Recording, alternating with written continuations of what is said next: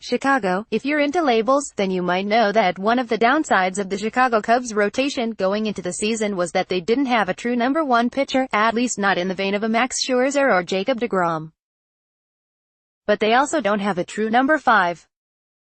Jon Lester, Yu Darvish, Cole Hamels, Kyle Hendricks and Jose Quintana would all be no worse than third starters in many rotations in baseball.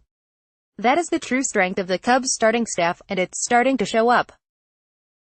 Quintana's third consecutive 7-inning outing, in a 7-2 Cubs win over the Los Angeles Dodgers on Tuesday, completes a 10-game stretch for the starting staff in which they compiled a 1.39 ERA, easily the lowest in baseball for any team in the past 10 games. The surprise here is that it's the soft-spoken Quintana who has led the way. The knock on him in the past was that he was too passive, both in his demeanor and in his approach. All that has changed in his past 3 outings. He has given up just 2 runs and walked 3 in 21 innings. Quintana's first pitch strike percentage is up to 68.8%, more than 3 percentage points more than in his first 47 starts as a Cub. That sounds small, but it's not. I trust my stuff and the adjustments I'm making, Quintana said after the win. It's in my mind to get ahead. That's the best chance we have to get the outs. It seems simple, but it's always easier said than done. Perhaps Quintana is going through a mental metamorphosis, with the results starting to show in his performance. Cubs paint a picture of a more engaged pitcher wanting to be better and do more. We had a conversation the other day, teammate Javier Baez said. I asked him if the infield defense was part of his plan. Sometimes I feel like the pitcher and the catcher, their plan isn't including the infield. Everything is strikeouts. I think playing a little more with the team when he's pitching is going to give him a lot of comfort. Quintana recalled the conversation and took it to heart, and to this game, right away. Today I moved Javi more to the third base side for a few hitters, he said. We have really good communication on defense. The Cubs brass sees a more interested pitcher as well.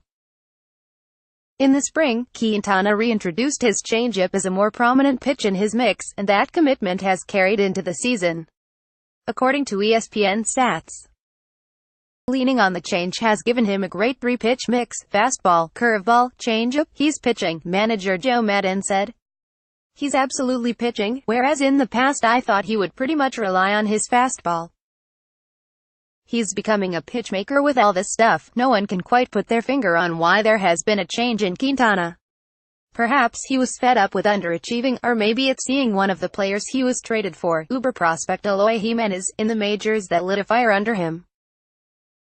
Or perhaps the Cubs' pitching management infrastructure, led by game planner Mike Borzello and pitching coach Tommy Hotovy, got through to him. Baseball Tonight podcast with Buster Olney. ESPN's Buster Olney leads the discussion of the latest news and notes around baseball with the game's top analysts. Listen, sometimes, even though you say this stuff to guys in the past, if they don't believe in it themselves, they're not going to do it, Maddon said. When a guy is ready to try new things, he will. The results have been outstanding. Admittedly, it's just 3 outings, and a skeptic might note that 1 came against the lowly Miami Marlins and 2 were against warm weather teams hitting in cold temperatures. But you have to start somewhere, and Quintana has now thrown his best 3 consecutive games as a Cub, and he has done it while Jon Lester has been on the shelf, giving it even more meaning. Quintana's latest gem pushed his team over .500, 11-10, for the first time since the Cubs were 1-0. He's on his game and lifting his team at the same time. I feel great, Quintana stated. All my stuff is working really well.